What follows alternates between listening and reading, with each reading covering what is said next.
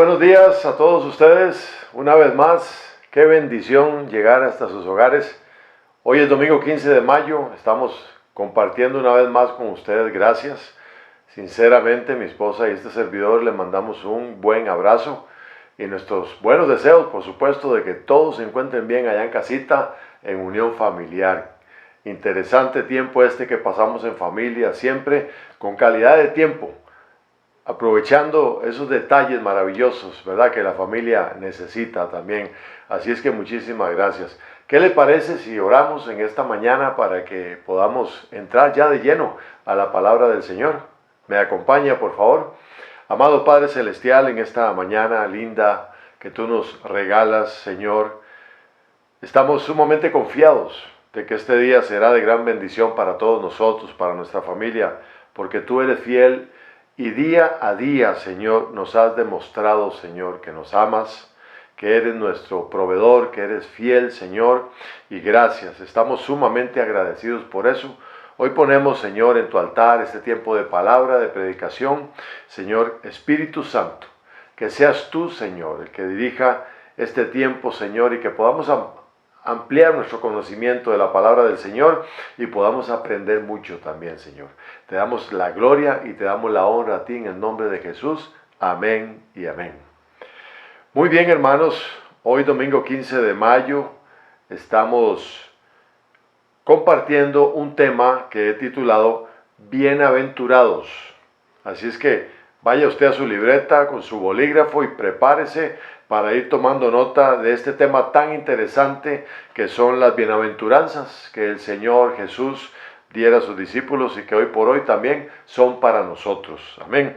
Así es que, bienaventurados, vamos hoy a tratar el temita introduciendo qué es una bienaventuranza. Bueno, una bienaventuranza es precisamente una expresión que se puede traducir como felicidad o como una dicha. Se puede decir entonces que la persona que es bienaventurada es una persona digna de ser feliz, es una persona que está gozosa. Una persona bienaventurada es aquella persona que vive bien, que vive tranquila, relajada, que está en paz, amén, disfrutando de todas las bendiciones que Dios le da. Qué lindo es esto y qué hermoso es esto, mis hermanos, ser bienaventurados, que el Señor nos bendiga de esa manera. Pero yo quiero complementar la definición diciendo lo siguiente, para que usted ahí tome nota. El deseo del corazón de Dios, definitivamente, hermanos, para cada uno de nosotros, para toda la humanidad, es precisamente que seamos felices. Por supuesto que sí, a través de todo lo que hagamos todos los días de nuestra vida. Y precisamente que esa felicidad no solamente sea aquí en la tierra, y este detalle muy importante, sino que el corazón de Dios siente el deseo profundo de que esto trascienda la tierra, lo material, el tiempo que nosotros vivimos ahora, y que seamos felices por toda una eternidad. O sea, que la felicidad que Dios desea para usted y para mí trascienda nuestra condición humana, queridos hermanos, y podamos disfrutar con el Señor allá en la eternidad, dice la palabra del Señor, coherederos juntamente con Cristo, adorando y alabando a Dios por toda una eternidad, allá en su presencia en el cielo. Así es que, hermanos, tenemos que pensar en algo, que todas las pruebas que nos suceden, que todas las situaciones, usted y yo tenemos situaciones a veces difíciles, hemos pasado pruebas sumamente difíciles, pero aquí estamos, compartiendo la palabra del Señor. Y esto, hermanos, no puede privarnos de esa gran felicidad que Dios desea en su corazón para todos nosotros. Eso definitivamente debemos tenerlo muy claro y creer, confiar en que todo lo que pasa en nuestra vida, como lo hemos dicho muchas veces, tiene un propósito dentro del plan de Dios para cada uno de nosotros, dentro de ese plan de salvación maravilloso que se ha gestado en el corazón de Dios para toda la humanidad, con el propósito, hermanos, de que el hombre se reconcilie con Él, consigo mismo, con el Padre Celestial, a través de Jesucristo. Así es que cuando hablamos de ser bienaventurados, estamos hablando de una felicidad, de un gozo, de una dicha, hermanos, que no solamente podemos limitarnos a circunscribirla en lo terrenal, en lo que hoy usted y yo estamos viviendo, no, sino que el corazón de Dios va más allá. Él quiere que seamos felices por toda la eternidad. Aleluya. Así es que cuando alguien es bienaventurado, ¿qué sucede? Pues que ha recibido precisamente lo que espera, ha recibido lo que ha deseado en su corazón, y intervienen muchos factores definitivamente que van a llevarlo a cumplir con ese objetivo de sentirse feliz y gozosos. Estamos hablando acá en la tierra. Por ejemplo, hablamos de una persona que es muy trabajadora, pues goza y disfruta juntamente con su familia del fruto de su trabajo. Aquella persona que también es perseverante, es aquella persona que entiende que se debe mantener firme, con esa convicción de lograr sus objetivos, ¿verdad? Que sean objetivos claros respecto a su futuro, respecto a su presente, por supuesto. Y definitivamente tiene que ser esa persona, hermanos, que disfruta sus labores de todos los días, porque sabe precisamente que eso le traerá bendición, le traerá bienestar. Amada iglesia, yo creo, personalmente pienso, que no hay nada más difícil, no hay nada más incómodo que estar haciendo algo que a uno no le agrada, que no le nace, que no le satisface, que dice, esto no me gusta, lo hago casi que por obligación. Pero definitivamente cuando nosotros saboreamos el trabajo, cuando nosotros nos deleitamos y nos gozamos en aquella bendición que Dios nos da, que es el trabajo, la labor de todos los días, hermanos, sabemos que Dios está en control de todo y que cualquier cosa que suceda a nuestro alrededor nos va a mantener firmes y gozosos. Dentro del plan de Dios, ese deseo de su corazón de que nosotros seamos bienaventurados. Esto lo tenemos claro acá en Mateo capítulo 4, vamos a trabajar ahí en Mateo capítulo 4, pero quiero decirles solamente para ampliar un poquito el panorama, que ahí mismo en el Evangelio de Mateo, en los capítulos que continúan, 5, 6 y 7, precisamente nos hablan de múltiples bendiciones que Dios tiene para nosotros. Yo le invito a que usted, después de escuchar esta enseñanza, usted lea el capítulo 5, 6 y 7 del Evangelio de Mateo. Por decirle rápidamente algunas cosas para prepararle, para motivarle, para animarle a que usted lea estas grandes bendiciones que el Señor tiene. Que son bendiciones de lo que el Señor dice que somos, pero también son bendiciones que vienen a través de procesos. Entonces, por ejemplo, el capítulo 5 del Evangelio de Mateo, voy a citar nada más ahí los titulitos o las referencias que tiene cada uno de estos. Dice que somos la sal de la tierra, dice que somos la luz del mundo, dice que Jesús y la ley nos enseñan a ser cada día mejores. Nos habla de Jesús y la ira, en el sentido de que el Señor nos dice cómo actuar ante una situación como esa para ser cada día mejores. Nos habla también el capítulo 5 de Mateo sobre el divorcio, para que aprendamos sobre este tema. Jesús y los pactos, los juramentos, el amor hacia los enemigos. Eso es una pequeña recopilación de lo que habla el capítulo 5. El capítulo 6, Jesús nos habla sobre la limosna, nos habla sobre la oración, nos habla sobre el ayuno, nos habla sobre los tesoros que debemos acumular, que debemos anhelar en el cielo. Dice que somos lámpara de nuestro cuerpo, refiriéndose al ojo, a nuestra vista, a lo que vemos, a lo que observamos. Nos habla de las riquezas de Dios. También nos habla un poquito sobre lo que provoca el afán y la ansiedad en nosotros y cómo nos enseña a salir adelante con esas situaciones. Capítulo 7 nos habla de los cuidados y de los peligros que trae el juzgar a los demás. La regla de oro, la oración también. Habla también de que la puerta al cielo es estrecha. Habla también de que seremos conocidos por nuestros frutos, ¿verdad? También hace referencia a que muchas veces decimos, Señor, Señor, yo hice esto, hice lo otro, pero el Señor nos dice, pues no les conocí. Qué tremendo. Y habla también de los dos cimientos. Esto quiero hacerlo nada más así brevemente, como una recapitulación para que usted vaya a esos capítulos 5, 6 y 7 y también se pueda enterar de todas las bendiciones de cómo Dios quiere que nosotros actuemos. Por eso yo le dejo la invitación para que usted después de esto usted pueda estudiar un poquito más. Quiero decirle, antes de continuar con el tema de bienaventurados, que hoy vamos a tocar algunas de las bienaventuranzas y que la otra semana, el 22 de mayo, de manera ya presencial en la iglesia, vamos a cerrar con el tema de las bienaventuranzas que quedan. Así es que si usted está hoy escuchando esta enseñanza, no se pierda, por favor, la segunda parte, ya sea que esté con nosotros en la iglesia o que se pueda conectar desde cualquier parte del mundo donde usted se esté conectando en este momento. Vamos un poquito al contexto de este momento tan maravilloso donde el Señor habla de las bienaventuranzas y precisamente se dan cuando después de que Jesús inicia su ministerio, ¿verdad? Y dice que andando junto al mar de Galilea, dice la palabra, llamó a sus primeros 4 discípulos, ¿verdad?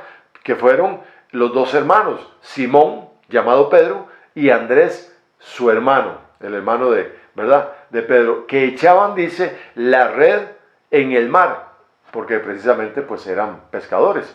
Y también llamó a otros 2 hermanos, que eran Jacobo, hijo de Zebedeo, y Juan su hermano, que estaban también en la barca con Zebedeo, su padre, remendando sus redes. Entonces, hablamos de 4 personas, pescadores, por supuesto, y en ese contexto vemos cuando Jesús se acerca a ellos y los llama para que sean sus discípulos. Después de esto, vemos ahí en el capítulo 4 de Mateo, en los versículos 23 y al 25, para que usted me siga, para ir viendo el panorama, cómo se va desarrollando el ambiente donde se dan las bienaventuranzas. Dice Mateo 4, versículos 23 al 25. Y recorrió Jesús toda Galilea, enseñando en las sinagogas de ellos, y predicando el evangelio del reino, y sanando toda enfermedad y toda dolencia en el pueblo. Y se difundió su fama por toda Siria.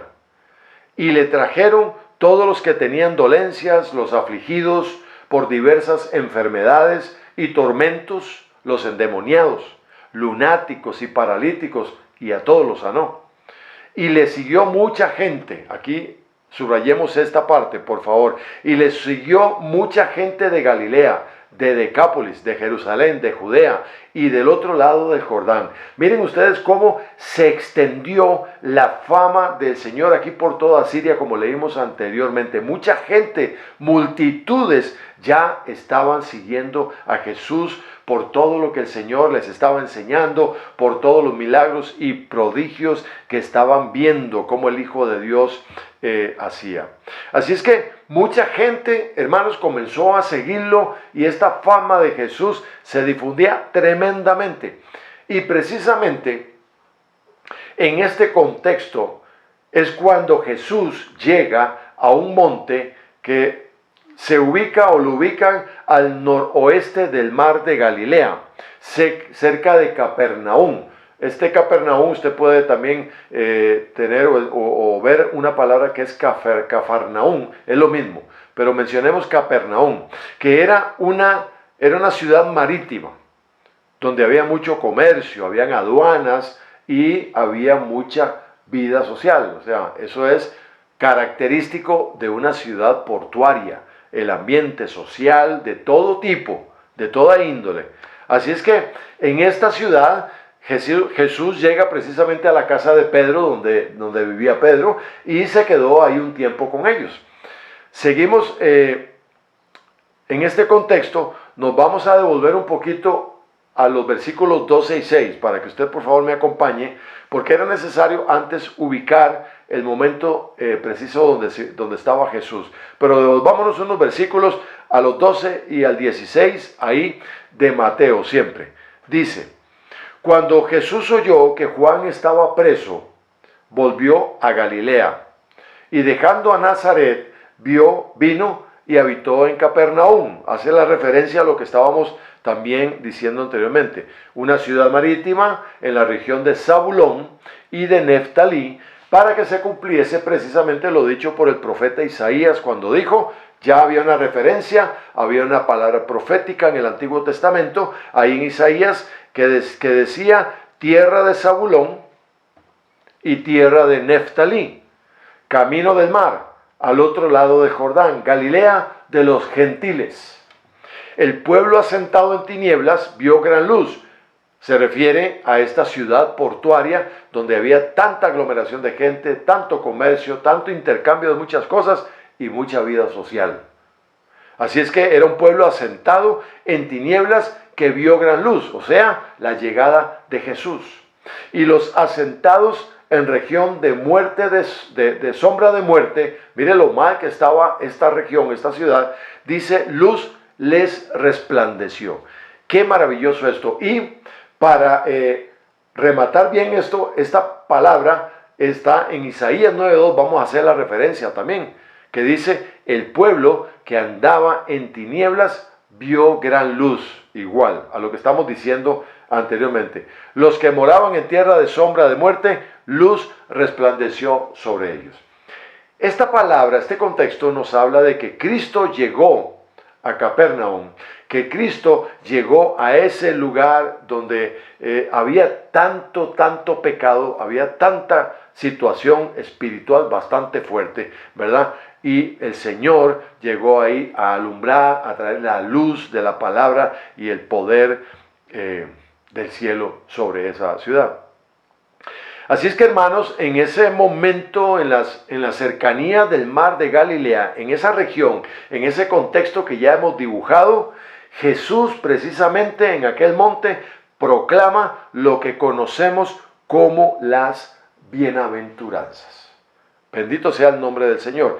Y en Mateo capítulo 5, de los versículos 1 al 12, ahí podemos contar literalmente 9 bienaventuranzas que describen aspectos morales, describen aspectos emocionales. También estas bienaventuranzas se refiere a los padecimientos por servir en el reino de los cielos. Esto es muy interesante.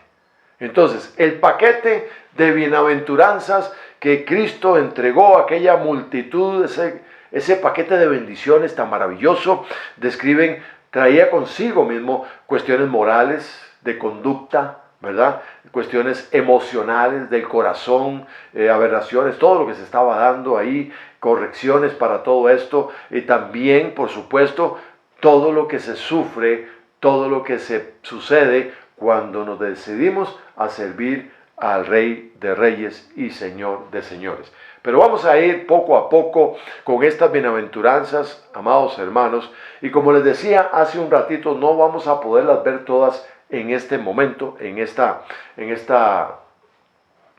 día, sino que hoy vamos a ver básicamente, ya le voy a decir, vamos a ver 4 de ellas, las primeras 4. Luego la otra semana, el 22 de mayo, terminaremos con las 5 restantes. Así es que vamos a comenzar diciendo que el resultado de todas estas bienaventuranzas, el resultado final será de bendición. Así es que es algo que debemos mantener siempre ahí, cerca de nosotros. Esta frase, cada una de estas bienaventuranzas tienen un final de bendición. Así es que las vamos a analizar una a una. Hoy vamos a hablar de las primeras 4 bienaventuranzas y, como les dije, la segunda parte para el próximo domingo. Vamos a la primera, que está ahí en el versículo 3, precisamente aquí del capítulo 5. Pero permítame hacerle una lectura completa de todas las bienaventuranzas que se dan ahí precisamente en el monte, ahí en el sermón del monte. Dice el versículo 1. Viendo la multitud, ¿verdad? Recuerden lo que dijimos anteriormente, que la multitud seguía a Jesús. Subió al monte, Jesús subió al monte, y sentándose, vinieron a él sus discípulos, y abriendo su boca, les enseñaba diciendo, tratemos de ver este escenario, mucha gente, multitud.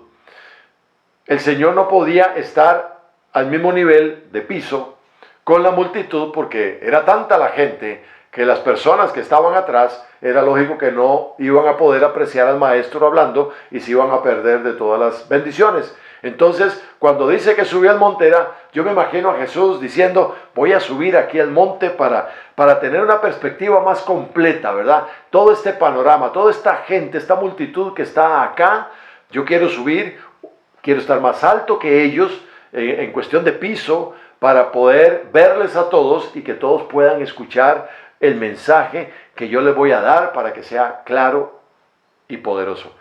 ¿Saben una cosa? Permítame abrir un paréntesis acá. Cuando yo veo esto, cuando leo esto, que habla de que Jesús sube al monte, pero que hay multitudes. O sea, una multitud puede ser cualquier cantidad de gente, distribuida, yo me imagino que como en una especie de planicie, ¿sí? Algunos por ahí, no sé, imaginemos un poquito, subidos en un árbol, en un peñasco, en una roca. Quizás había en esa misma planicie una lomita un poco más alta y algunos se subieron ahí, pero tal vez la gran mayoría en una planicie. Pero si imaginamos un poquito el escenario, podemos más o menos vislumbrar que ese montón de gente estaba distribuida en un área bastante amplia, ¿verdad? Hoy por hoy, hermanos, cuando predicamos, usamos micrófonos para amplificar nuestra voz, por supuesto. Cuando lo hacemos al aire libre, con mucho más razón, por supuesto que sí. Podríamos imaginar, yo me pongo en este contexto y yo digo, gloria a Dios, qué bendición más grande, la voz tan maravillosa de Jesús para llegar a cada persona y que cada persona le pudiera escuchar. Es que yo imagino este momento en que el Señor está hablando de las bienaventuranzas, pero también imagino la otra parte, la gente escuchando al maestro, y quizás algunos lo veían de muy lejos, otros estaban en primera fila, ahí VIP, ¿verdad? Sentados en primera fila, pero no todos lograron llegar ahí, a ese lugar tan cerca del Señor, y algunos estaban más retirados, pero todos escuchaban, todos recibieron, y yo puedo imaginar esa voz tan maravillosa, tan melodiosa, tan dulce, tan poderosa de nuestro Señor Jesucristo, hablando de estas bendiciones.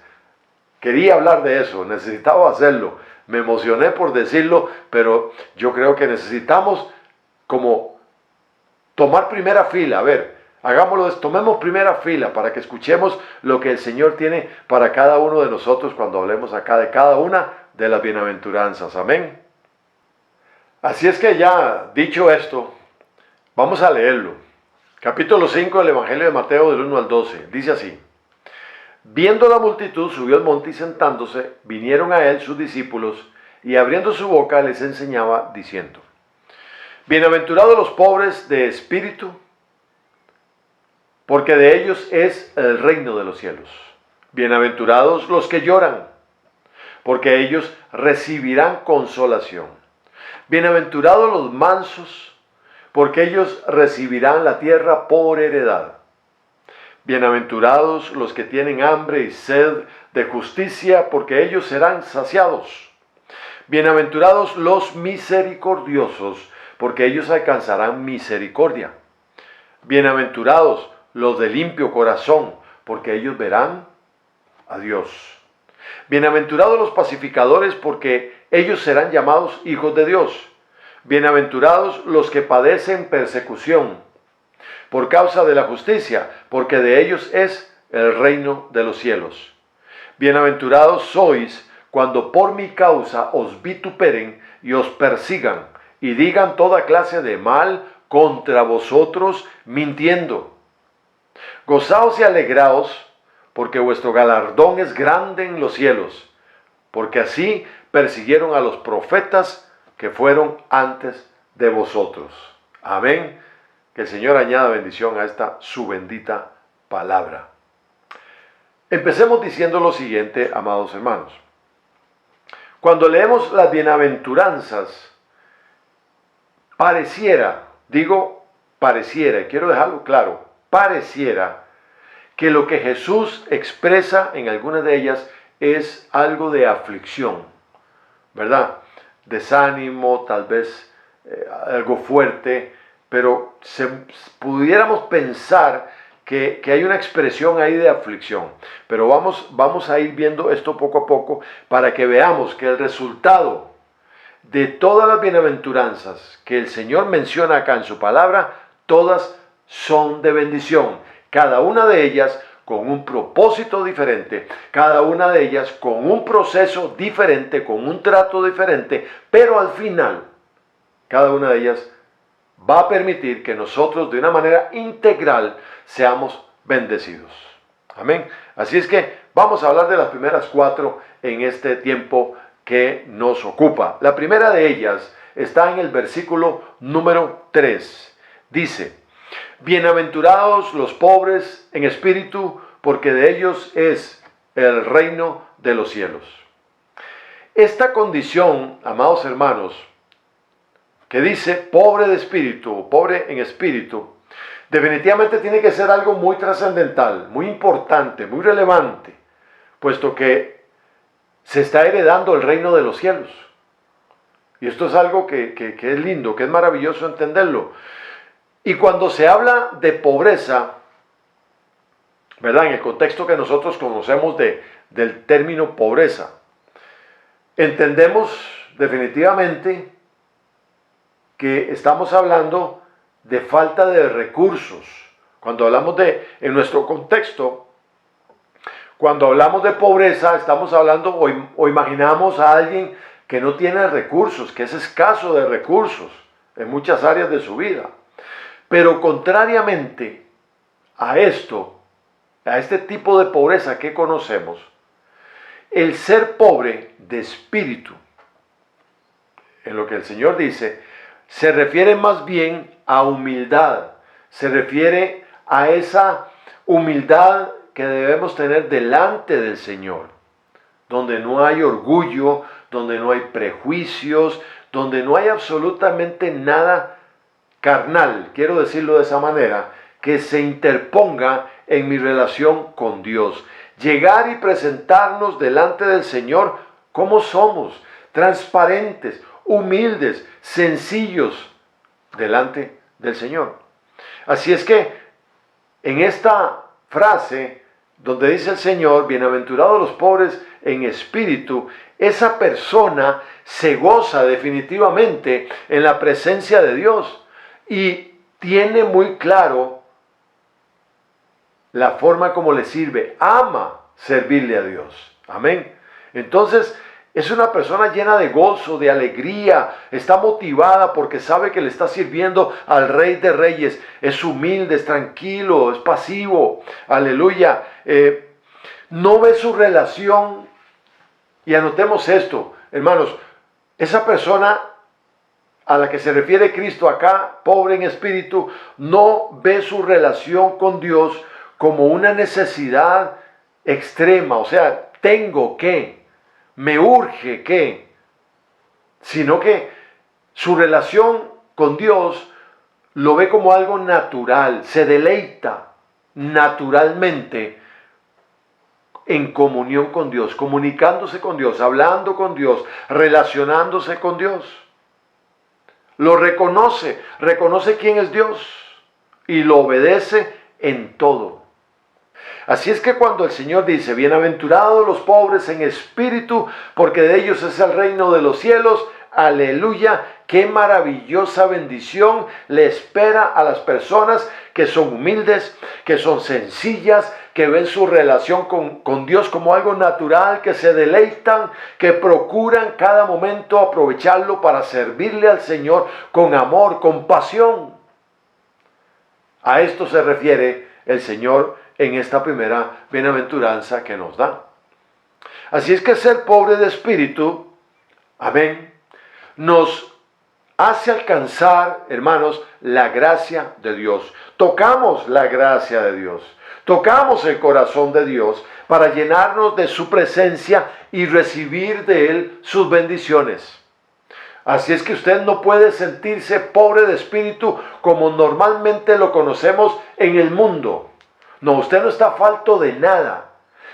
Tomando el contexto y tomando lo que el Señor dice aquí, usted es bienaventurado cuando es pobre de espíritu, de acuerdo a lo que estamos señalando. Usted es rico más bien. ¿En qué? En humildad, en sencillez, en esa relación con Dios. No dejes que el enemigo te diga, eres un pobre. No.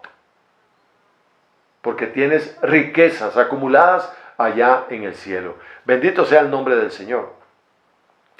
La segunda bienaventuranza que el Señor nos regala en su palabra, aquí en el versículo número 4, dice así: bienaventurados los que lloran, porque ellos recibirán consolación. Qué lindo, ¿verdad?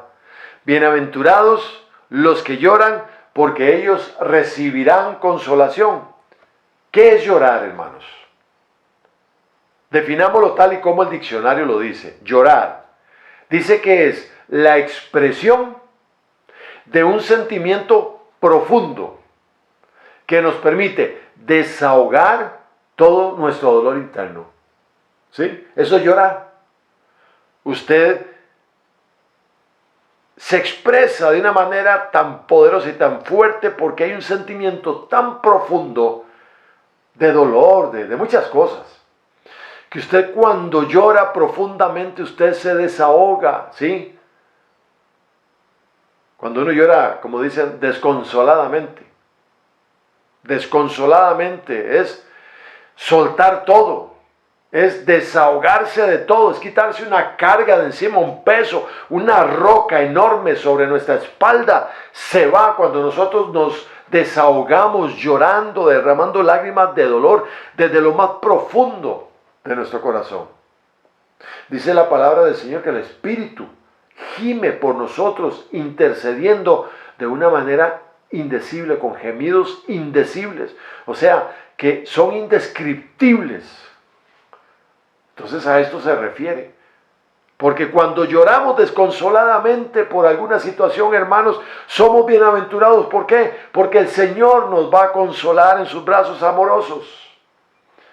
¿Verdad? Y a veces lloramos porque vemos que no hay esperanza en alguna situación. Vemos que no hay solución, hermanos, en algo que está sucediendo. Nos sentimos, impotentes. Nos sentimos maniatados, nos sentimos atados, sin poder hacer nada. No tenemos los recursos de alguna índole que podamos usar como para tener una solución. Y entonces lloramos desconsoladamente. Pero Jesús dice en su bendita palabra que quien llora será consolado. Aleluya. Es decir, que Jesús nos consuela, hermanos, para aliviar nuestra pena. Ahí nos chinean sus brazos amorosos, nos dice, tranquilo, hoy traigo consuelo, hoy estoy poniendo un ungüento fresco sobre ti. Llora, hermano y hermana. Llore, si usted tiene que llorar por algo, llore, no se lo deje pegado acá, llore, mucho menos aquí, llore, desahóguese, pero tenga claro algo, que el Señor Jesucristo lo va a consolar, va a traer consuelo sobre su vida, bendito sea el nombre del Señor. Una forma de llorar por algo tan fuerte es como la partida de un ser querido, mis hermanos, pero aún ahí el Señor nos consuela. Y aquí quiero tomar como ejemplo el llanto de Marta. Vamos allá a Juan capítulo 11, por favor. El llanto de Marta por la muerte de su hermano Lázaro. Vamos a leer del 20 al 28. Dice así la palabra del Señor. Del 20 al 26, perdón. Dice, entonces Marta, cuando oyó que Jesús venía, ¿verdad?, salió a encontrarle. Pero María se quedó en casa. Y Marta dijo a Jesús, Señor, si hubieses estado aquí, su hermano Lázaro había fallecido.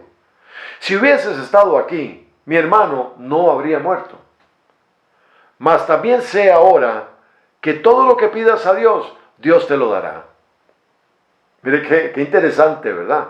Porque Marta le dice, Señor, pero si hubieras venido acá, yo sé que algo hubiera pasado, hubieras hecho un milagro y mi hermano no hubiera muerto, pero yo sé.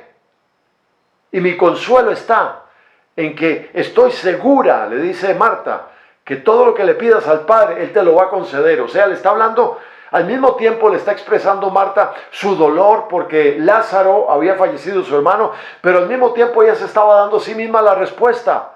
Pero Señor, yo sé que si tú le pides al Señor, Él lo va a conceder. O sea, se puede dar el milagro. Y Marta estaba encontrando en esa misma expresión de dolor delante del Señor, estaba respondiéndose a sí misma, ¿verdad? De lo que hablamos del consuelo. Dice, mas también sé ahora que todo lo que pidas a Dios, te lo dará. Jesús le dijo, tu hermano resucitará. Mire qué manera, 3 palabras directas al corazón de Marta.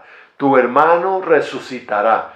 A ver, ¿qué le quiere decir Jesús acá? Tranquila, yo traigo consuelo. Yo traigo consuelo sobre tu vida, sobre tu familia. Tu hermano va a resucitar. Marta le dijo, yo sé que resucitará la resurrección. Estaba haciendo referencia a tiempos venideros, en el tiempo postrero, en el día postrero. Jesús le insiste y le vuelve a recalcar lo que anteriormente le dijo. O sea, a Marta no le bastó con que le dijo, tu hermano resucitará. No, ahora le está diciendo por qué razón Lázaro va a resucitar y quién es el que lo va a resucitar y cuál poder va a fluir ahí para resucitarlo. Dice el Señor a Marta, yo soy la resurrección y la vida. El que cree en mí, aunque esté muerto, vivirá. Aleluya. Y todo aquel que vive y cree en mí, no morirá eternamente. Aquí estamos hablando, el Señor está hablando aquí de 2 facetas del hombre, su parte física y su parte espiritual. Y todavía le dijo el Señor a Marta, ¿crees esto? ¿Crees lo que yo te estoy diciendo? ¿Sí? Le dijo, sí, Señor, yo he creído que tú eres el Cristo, el Hijo de Dios, que has venido al mundo. Gloria a Dios. Hermano, les pregunto, ¿ha llorado alguna vez desconsoladamente? Sí, yo he llorado desconsoladamente. Yo sé lo que es llorar desconsoladamente. Es un gemir que nace en lo más profundo y el corazón duele. Claro que sí. Es un dolor, es un gemido que viene desde las entrañas, cuando se llora desconsoladamente. Vamos a 2 de Corintios, primer capítulo, versículos 3 y 5. 2 de Corintios 1, 3, 5. Pablo refiriéndose a sus aflicciones. Y mire lo que declara, bendito sea el Dios y Padre de nuestro Señor Jesucristo, Padre de misericordias. Esto que está diciendo Pablo, él está en aflicción. Y mire lo que declara, Padre de misericordias y Dios de toda consolación, aleluya, el cual, dice, nos consuela en todas nuestras tribulaciones. Aprópiese usted de esto, por favor. Si usted está pasando una tribulación, si usted está pasando algo fuerte en este momento, aprópiese de este versículo. Nos consuela en todas nuestras tribulaciones porque Él es el Dios de toda consolación. Para que podamos también nosotros, de igual manera como el Señor nos consuela, nosotros podamos consolar a los que están en cualquier tribulación, quizás igual que nosotros o en alguna situación peor. Pero así como el Señor nos consuela y recibimos esa consolación y la experimentamos, así tendremos la capacidad para consolar a otros de igual manera, por medio de la consolación con que nosotros somos consolados por Dios. Versículo 5. Porque de la manera, dice, que abundan en nosotros las aflicciones de Cristo, así abunda también por el mismo Cristo nuestra consolación. O sea, ¿qué está diciendo Pablo acá? Que si la tribulación es muy fuerte, más fuerte va a ser la consolación del Señor.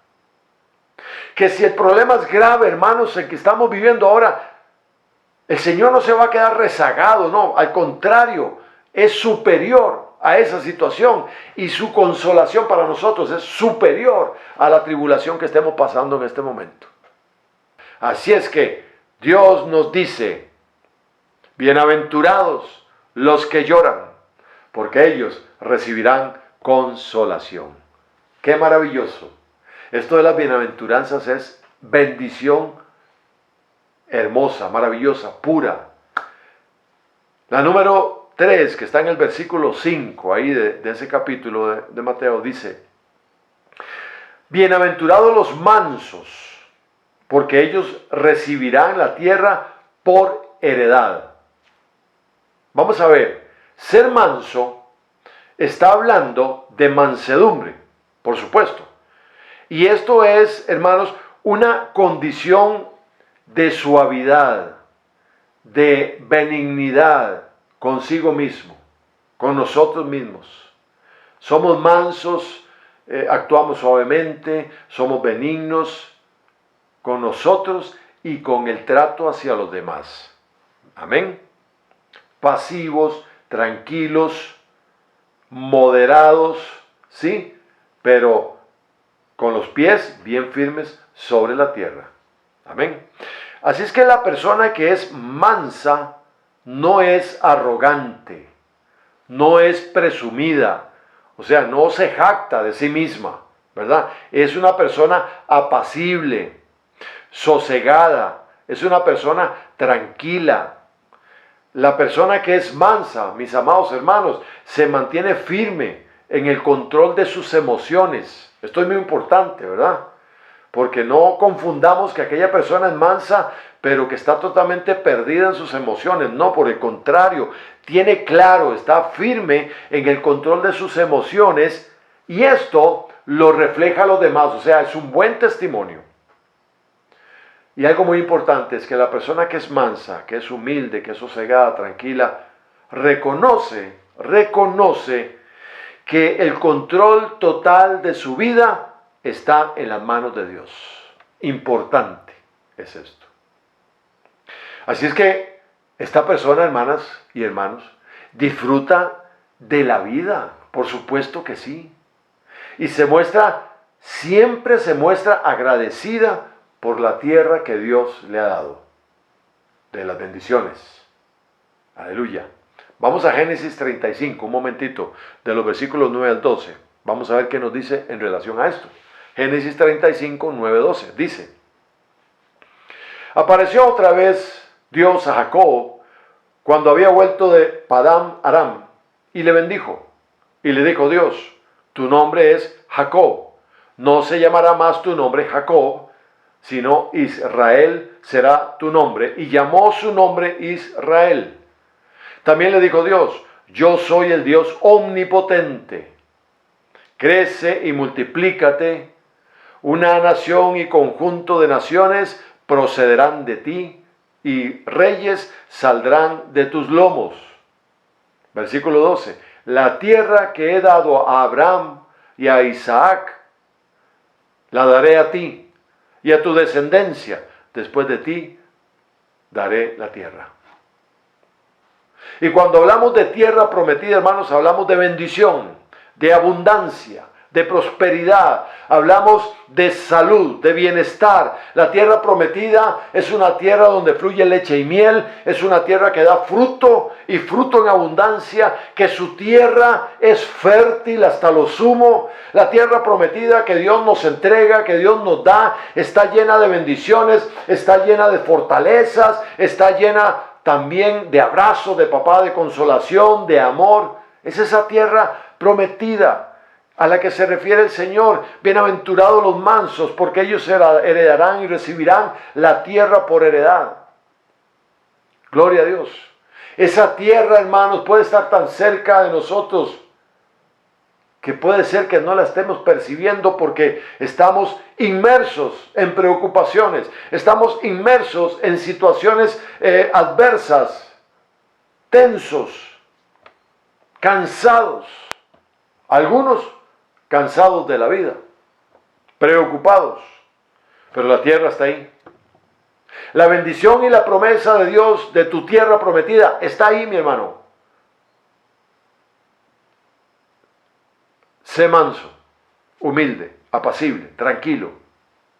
Disfruta de la vida, pero entrégale el control de tu vida a Dios por completo. Y recibirás por heredad la tierra prometida. Aleluya.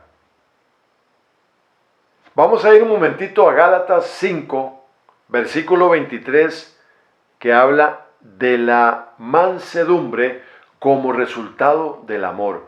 Gálatas 5, vamos brevemente un momentito aquí a Gálatas 5, aleluya. 5:23 dice aquí la palabra del Señor. Vamos a ver. Gloria a Dios, bendito sea su nombre. Gálatas 5:23 habla de mansedumbre, templanza, contra los cuales no hay ley. Habla del resultado del amor. Aleluya. Muy bien. Vamos a la cuarta bienaventuranza, ahí en el versículo 6, que dice: bienaventurados los que tienen hambre y sed de justicia, porque ellos serán saciados. Gloria a Dios. Cuando se habla de justicia, la definición nos enseña que es exonerar, que es justificar, que es restaurar todo aquello que fue quitado. Para esperar la justicia de Dios, amados hermanos, nosotros debemos dar el primer paso. ¿Cuál es? Ser justos en todo. Ser justo es caminar de acuerdo a los mandatos de Dios. Y vamos a ir a Salmos, versículos 1 y 2 del capítulo 119. Salmos 119, versículos 1 y 2, dice la palabra del Señor: bienaventurados los perfectos de camino, los que andan en la ley de Jehová. Bienaventurados los que guardan sus testimonios y con todo el corazón le buscan, pues no hacen iniquidad los que andan en sus caminos. Bendito sea el Señor. Bienaventurados los que tienen hambre y sed de justicia, dice aquí la palabra del Señor. Habla de hambre y habla de sed, que son precisamente dos reacciones, si se quiere, poderosas, ¿verdad?, del cuerpo humano, cuando precisamente pues no comemos y cuando no tomamos líquido. Son importantísimos suministros, la comida y el líquido, por supuesto que sí, para mantener la vida.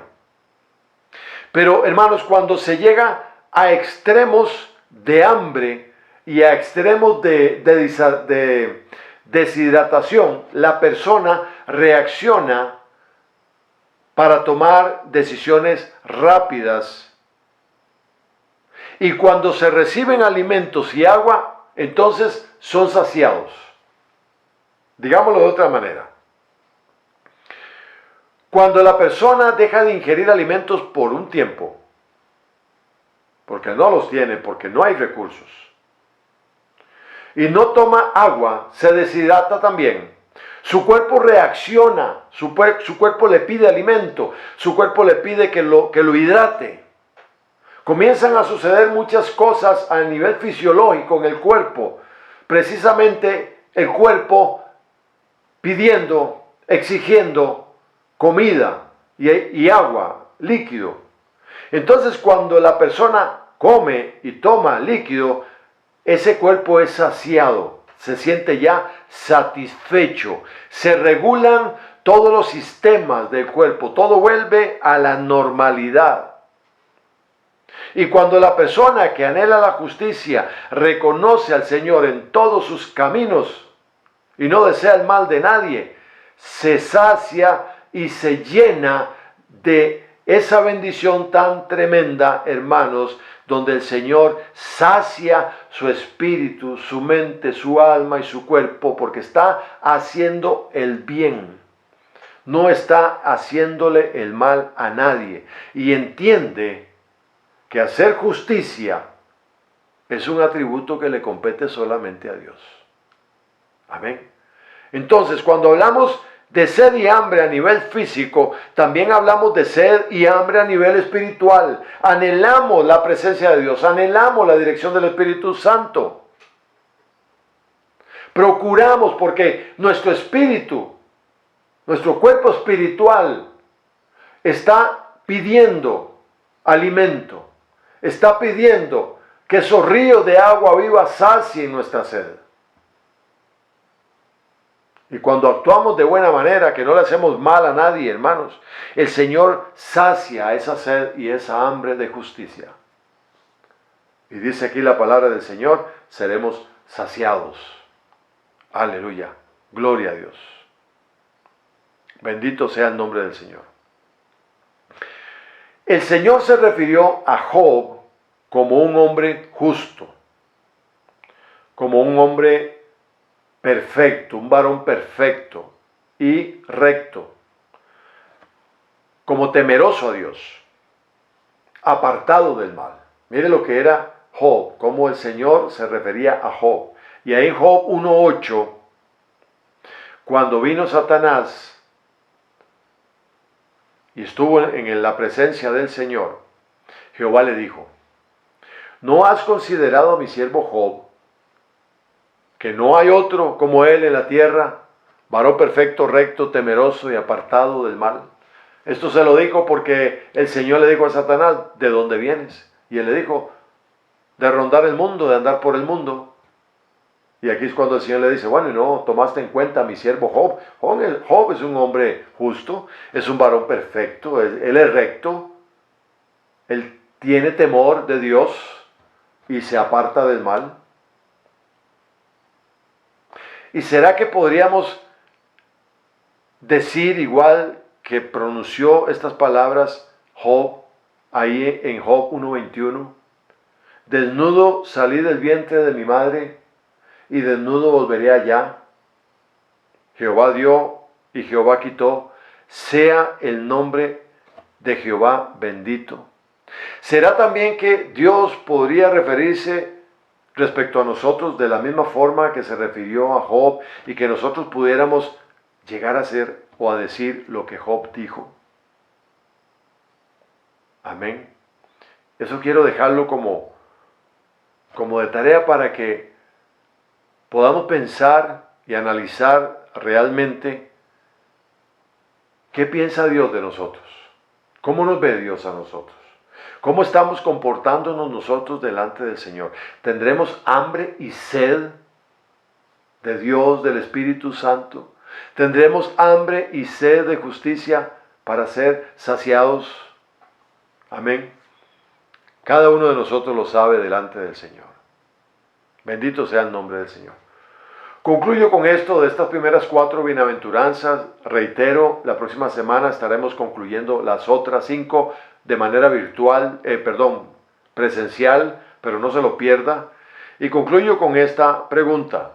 Hermanos, analicemos algo. ¿Con cuál de estos aspectos que hemos analizado ahora nos identificamos? Vamos a devolvernos un momentito. ¿Seremos pobres de espíritu, pobres de espíritu? ¿Seremos los que lloran? ¿Seremos los mansos? ¿Seremos los que tienen hambre y sed de justicia? Cada una de ellas que hemos visto en este momento tiene una gran bendición. La primera, pobres de espíritu, heredarán el reino de los cielos. Los que lloran recibirán consolación. Los mansos, dice, heredarán la tierra. Y los que tienen hambre y sed de justicia, dice, serán saciados. ¿En cuál de estas 4 estamos nosotros identificados? En cualquiera de ellas que sean, mis hermanos, tenemos que tener la seguridad, la confianza, la certeza, la convicción de que el Señor nos dice: tendrás bendición. Aleluya. Bendito sea el nombre del Señor. Así es que, ¿cuál es el mensaje implícito en las bienaventuranzas? Estas y las que vienen la próxima semana. Hermanos, las bienaventuranzas nos motivan y nos dan esperanza de que al final de las tribulaciones seremos bendecidos y seremos recompensados ya de por sí como resultado del amor y la misericordia de nuestro Padre Celestial a través de Jesucristo. Ese es el mensaje implícito que cada una de las bienaventuranzas tiene, el propósito, el objetivo que busca cada una de estas bienaventuranzas en cada una de estas personas. Amén. Así es que a través de cada uno de estos mensajes, hermanos, el Señor nos motiva a no desanimarnos, a confiar en Él. Independientemente a cuál de estas primeras 4 bienaventuranzas que hoy hemos visto usted se identifica, entendamos que el Señor dice: no nos desanimemos, continuemos, sigamos adelante. Pablo no desfalleció, siguió adelante. Hasta intentaron asesinarlo y él siguió adelante. En las cárceles siguió escribiendo, siguió mandando cartas, siguió evangelizando. No desfallemos, no desfallecemos, no nos desanimamos, no nos rendimos, porque el Señor tiene bendición para nosotros al final. Amén. Bendito sea el nombre del Señor. Damos gracias a Dios por este tiempo en que hemos compartido una parte de las bienaventuranzas que el Señor les diera a aquella multitud. Les esperamos el domingo próximo, 22 de mayo, en la iglesia, de manera presencial, para cerrar la parte B de este hermoso tema.